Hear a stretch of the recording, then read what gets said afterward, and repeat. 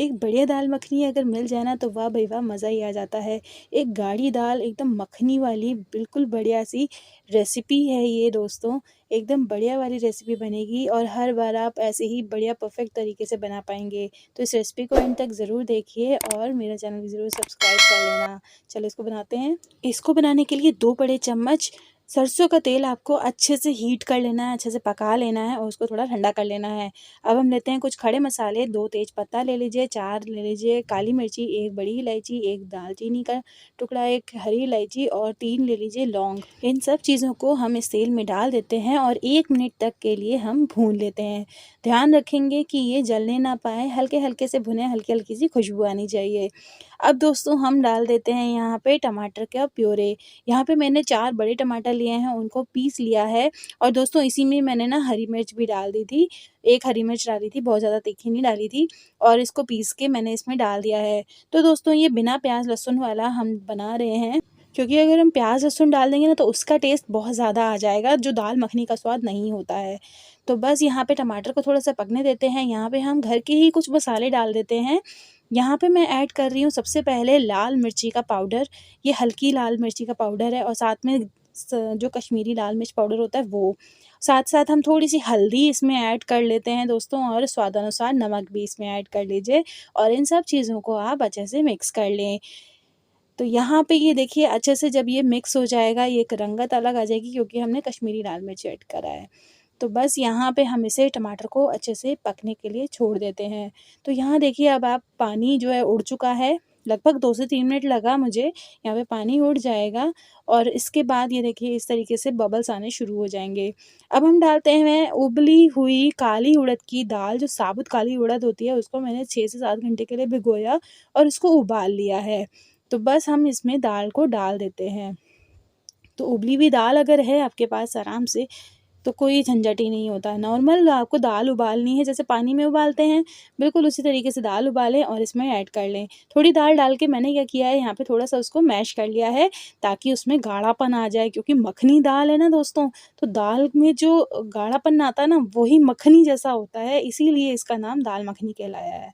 तो बस यहाँ पे हमने दाल को अच्छे से मिला लिया है इसके अंदर, बाकी दाल भी ऐड कर ली है और ये लीजिए हमारी बढ़िया सी दाल यहाँ पे रेडी होने वाली है। लेकिन उससे पहले क्या करना होगा ना, हमने यहाँ पे अच्छे से इसको काढ़ना होगा, दाल को काढ़ना बहुत ज़रूरी है, तभी इसके फ्लेवर्स बाहर निकलेंगे और तभी ये मखनी दाल कहलाएगी।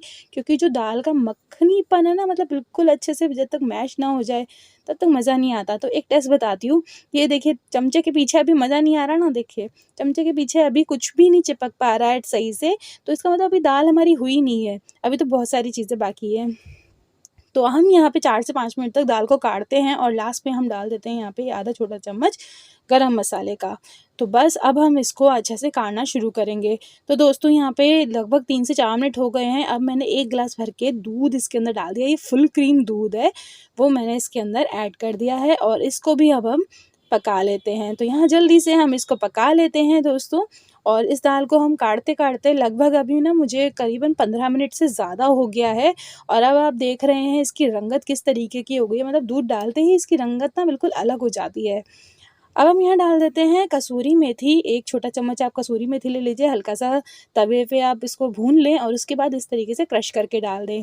तो इससे इसका स्वाद जो है दुगना हो जाएगा और ये लीजिए देखिए हमारी दाल अब हल्की-हल्की सी पानी-पानी सी है, लेकिन अभी हमने और इसको काढ़-काढ़ के पकाना है दोस्तों। तो लगभग यहाँ पे 4 से 5 मिनट और हो गया है। यहाँ पे मैं आपको दिखाती हूँ टेस्ट करके कि चमचे के उल्टे के देखिए कितनी काफ़ी मोटी लेयर जम गई है और इसको मैं हटाती हूँ तो ये देखिए काफ़ी हद तक काफ़ी मोटी है। तो बस इसको अब हम लास्ट में डाल देते हैं यहाँ पे चीनी और यहाँ पे मैंने चीनी बहुत ही कम क्वांटिटी में डाली है दोस्तों। अगर आप नहीं खाना चाहते तो इसको अवॉइड कर दीजिए, लेकिन बिल्कुल परफेक्ट टेस्ट तभी आएगा जब उसमें थोड़ी चीनी डल जाएगी। तो हम यहाँ पे डाल देते हैं बटर, क्योंकि मखनी दाल है, बटर नहीं डालेंगे तो मज़ा कैसे आएगा। तो यहाँ एक बड़ा टुकड़ा बटर का मैंने थोड़ा कम डाला है, आप चाहें तो इससे ज़्यादा भी डाल सकते हैं, मर्ज़ी आपकी है, आपकी हेल्थ के अकॉर्डिंग। तो यहाँ मैंने 3 से 4 मिनट तक इसको और काढ़ लिया है दाल को, और ये काफ़ी हद तक गाढ़ी हो गई है और मुझे लगता है ये काफ़ी हद तक पक भी गई है। तो ये लीजिए हमारी गाढ़ी-गाढ़ी सी दाल तो हो गई तैयार। अब हम इसको साइड कर लेते हैं, एक तड़का तैयार करते हैं। एक तड़के के लिए मैंने यहाँ पे 1 बड़ा चम्मच रिफाइंड ऑयल लिया है और 1 टुकड़ा मैंने बटर का इस तरीके से आधा छोटा चम्मच उसमें कश्मीरी लाल मिर्च पाउडर डाला है और इसको एक तड़का तैयार कर लिया है, ठीक है।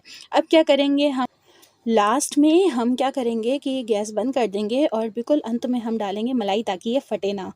तो बस यहाँ पे आधी कटोरी मलाई डाल दीजिए। मैंने यहाँ पे घर की इस्तेमाल करी है, आप चाहें तो मार्केट वाली भी ले सकते हैं, डब्बे वाली भी ले सकते हैं।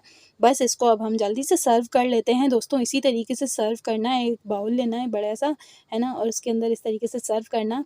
ऊपर से ना मलाई इस तरीके से डालना, क्रीम हो, मलाई हो, जो भी हो, और एक बटर का टुकड़ा डाल देना और साथ ही साथ जो हमने तड़का लगाया ना उसको भूल मत जाना, ऊपर से डालना ना, बहुत ही मज़ेदार लगेगा और मज़ा आ जाता है जब आप ये ऊपर से तड़का डाल देते हैं।